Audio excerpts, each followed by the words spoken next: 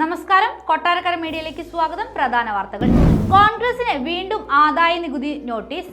2020, 21, 21, 22 സാമ്പത്തിക വർഷങ്ങളിലെ പിഴയും പലിശയും അടയ്ക്കണം. റിയാസ് മൗലവി വധക്കേസ് 3 പ്രതികളെയും വെറുതെ വിട്ടു. മഴ സാധ്യത ഇന്ന് 9 ജില്ലകളിൽ. കേന്ദ്ര കാലാവസ്ഥാ വകുപ്പിന്റെ ഏപ്രിൽ 3 വരെയുള്ള അറിയിപ്പ് ഇങ്ങനെ. പത്തനംതിട്ട അപകടം, കാറിൽ നിന്നും മദ്യക്കുപ്പി കണ്ടെത്തി. വാർത്തകൾ വിശദമായി.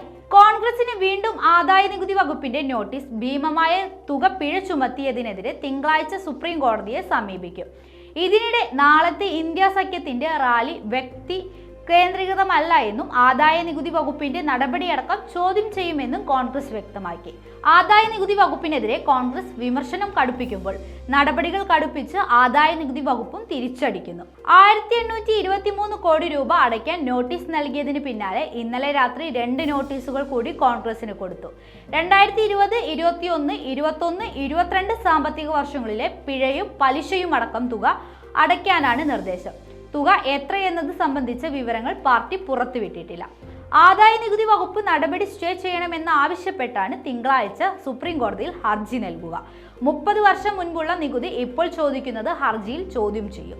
തെരഞ്ഞെടുപ്പിനെ സ്വാധീനിക്കുന്ന കേന്ദ്ര ഏജൻസി നീക്കം ചട്ടലംഘനമാണ് വാദിക്കുന്നതിനൊപ്പം BJPയിൽ നിന്ന് നികുതി പിരിക്കാത്തതും ഹർജിയിൽ ഉന്നയിക്കും.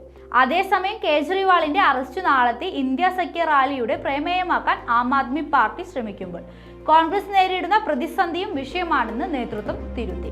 വ്യക്തി കേന്ദ്രീകൃത റാലിയല്ല എന്നും അന്വേഷണ ഏജൻസികളുടെ ദുരുപയോഗവും ഭരണഘടനാ സംരക്ഷണവും വിഷയങ്ങളാണെന്നും ജയറാം രമേശ് വ്യക്തമാക്കി. ഇതിനിടെ അന്വേഷണ ഏജൻസികളെ പ്രധാനമന്ത്രി ദുരുപയോഗം ചെയ്യുന്നതും ഇലക്ട്രൽ ബോണ്ട് അഴിമതി മുക്കാൻ ശ്രമിക്കുന്നതും ചോദ്യം ചെയ്ത് കാർട്ടൂൺ വീഡിയോ കോൺഗ്രസ് പുറത്തിറക്കി. കാസർകോട്ടെ പ്രമാദമായ റിയാസ് മൗലവി വധക്കേസിൽ 3 പ്രതികളെയും കോടതി വെറുതെ വിട്ടു. കാസർകോട് ജില്ലാ പ്രിൻസിപ്പൽ സെഷൻസ് കോടതിയുടേതാണ് വിധി. കോളുകുടെ സ്വദേശികളായ അജേഷ്, നിതിൻ കുമാർ, അഖിലേഷ് എന്നീ RSS പ്രവർത്തകരാണ് പ്രതികൾ.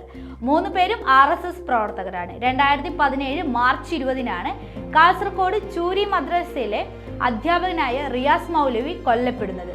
ചൂരിപ്പള്ളിയിൽ അതിക്രമിച്ചു കയറിയ പ്രതികൾ 27 വയസ്സുള്ള റിയാസ് മൗലവിയെ വെട്ടിക്കൊല്ലുകയായിരുന്നു. കുടക് സ്വദേശിയാണ് റിയാസ് മൗലവി. കൊല നടന്ന് 3 ദിവസത്തിനകം കുറ്റവാളികൾ പിടിക്കപ്പെട്ടിരുന്നു. 90 ദിവസത്തിനകം കുറ്റപത്രവും സമർപ്പിച്ചിരുന്നു. ഇതോടെയാണ് പ്രതികൾക്ക് ജാമ്യം കിട്ടാതിരുന്ന സാഹചര്യമുണ്ടായത്. 7 വർഷങ്ങൾക്ക് ഇപ്പുറമാണ് ഇപ്പോൾ വിധി വന്നിരിക്കുന്നത്. റിയാസ് മൗലവി വധക്കേസ് വിധി വരുന്നതിന്റെ പശ്ചാത്തലത്തിൽ കനത്ത തിരക്കാണ് കോടതി പരിസരത്ത് അനുഭവപ്പെട്ടത്. കോടതി വിധിയുടെ വിശദാംശങ്ങൾ വരും മണിക്കൂറുകളിൽ ലഭ്യമാകും. എല്ലാവരെയും വെറുതെ വിട്ടു എന്ന ഒരു വരി പ്രസ്താവനയാണ് കോടതി ഉത്തരവിട്ടത്. അതേസമയം വിധി കേട്ട ഉടനെ റിയാസ് മൗലവിയുടെ ഭാര്യ പൊട്ടിക്കരഞ്ഞു. ബന്ധുക്കൾക്കിടയിലും വ്യാപകമായ പ്രയാസമാണ് വിധി ഉണ്ടാക്കിയിരിക്കുന്നത്. മാർച്ച് 30 മുതൽ ഏപ്രിൽ 3 വരെ കേരളത്തിലെ വിവിധ ജില്ലകളിലെ മഴ സാധ്യത അറിയിപ്പെത്തി. കേന്ദ്ര കാലാവസ്ഥാ വകുപ്പിന്റെ അറിയിപ്പനുസരിച്ച് ഇന്ന് 9 ജില്ലകളിൽ മഴ പെയ്യാൻ സാധ്യതയുണ്ട്. അതേസമയം മാർച്ച് 31-ന് ഒരു ജില്ലയിൽ മാത്രമാണ് മഴ അറിയിപ്പുള്ളത്. തിരുവനന്തപുരം, കൊല്ലം, പത്തനംതിട്ട, ആലപ്പുഴ, കോട്ടയം, എറണാകുളം, ഇടുക്കി, തൃശൂർ, പാലക്കാട് എന്നീ ജില്ലകളിലാണ് ഇന്ന് മഴ പെയ്യാൻ സാധ്യതയുള്ളത്. നാളെ എറണാകുളത്ത് മഴ പെയ്യാൻ സാധ്യതയുണ്ട്. ഏപ്രിൽ 1-ന് തിരുവനന്തപുരം, പത്തനംതിട്ട, എറണാകുളം, ഇടുക്കി എന്നീ 4 ജില്ലകളിൽ മഴ പെയ്യാൻ സാധ്യതയുണ്ടെന്ന് കേന്ദ്ര കാലാവസ്ഥാ വകുപ്പ് അറിയിച്ചു. ഏപ്രിൽ 2-ന് 7 ജില്ലകളിൽ മഴ പെയ്യാനിടയുണ്ട്. തിരുവനന്തപുരം, കൊല്ലം, പത്തനംതിട്ട, ആലപ്പുഴ, കോട്ടയം, എറണാകുളം, ഇടുക്കി എന്നീ 7 ജില്ലകളിൽ മഴ പെയ്തേക്കും. അതേസമയം ഏപ്രിൽ 3-ന് 9 ജില്ലകളിലാണ് കേന്ദ്ര കാലാവസ്ഥാ വകുപ്പ് മഴ സാധ്യത പ്രവചിച്ചിരിക്കുന്നത്. തിരുവനന്തപുരം, കൊല്ലം, പത്തനംതിട്ട, ആലപ്പുഴ, കോട്ടയം, എറണാകുളം, ഇടുക്കി, വയനാട്, കണ്ണൂർ ജില്ലകളിലാണ് മഴ സാധ്യതയുള്ളത്. നേരിയതോ മിതമായതോ ആയ മഴയ്ക്കുള്ള സാധ്യതയാണ് പ്രവചിച്ചിരിക്കുന്നത്. പട്ടാഴിമുക്കിൽ കാർ ലോറിയിലേക്ക് ഇടിച്ചു കയറി 2 പേരുടെ മരണത്തിനിടയാക്കിയ സംഭവത്തിൽ അപകടത്തിൽപ്പെട്ട കാറിൽ നിന്നും മദ്യക്കുപ്പി കണ്ടെത്തി. പാതി ഉപയോഗിച്ച നിലയിലാണ് മദ്യക്കുപ്പി ഉണ്ടായിരുന്നത്. അപകടം നടന്നയുടൻ സ്ഥലത്തെത്തിയ പോലീസാണ് കാറിൽ നിന്നും മദ്യക്കുപ്പി കണ്ടെത്തിയത്. മദ്യക്കുപ്പി കാറിലുണ്ടെന്ന വിവരം നാട്ടുകാരാണ് പോലീസിനോട് പറഞ്ഞത്. ഒരു കുപ്പി ഗ്ലാസും ഉണ്ടായിരുന്നു. അതേസമയം അപകടത്തിൽ മരിച്ച അധ്യാപിക അനുജയുടെയും സ്വകാര്യ ബസ് ഡ്രൈവർ ആഷിമിന്റെയും മൊബൈൽ ഫോണുകളിലെ വിവരങ്ങൾ പോലീസ് വീണ്ടെടുക്കും. കോട്ടയം മെഡിക്കൽ കോളേജിലെ പോസ്റ്റ്മോർട്ടത്തിന് ശേഷം രാസപരിശോധനയ്ക്ക് ആവശ്യമായ സാമ്പിളുകൾ മരിച്ച 2 പേരുടെയും മൃതദേഹങ്ങളിൽ നിന്ന് ശേഖരിച്ചു. ഇവരുടെ അടുപ്പത്തെപ്പറ്റി ബന്ധുക്കൾക്കോ സഹപ്രവർത്തകർക്കോ ഒരു വിവരവുമില്ല.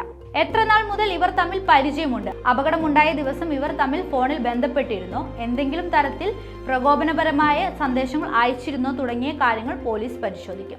ലോറി ഡ്രൈവർക്കെതിരെ പോലീസ് കേസെടുത്തിട്ടുണ്ട്.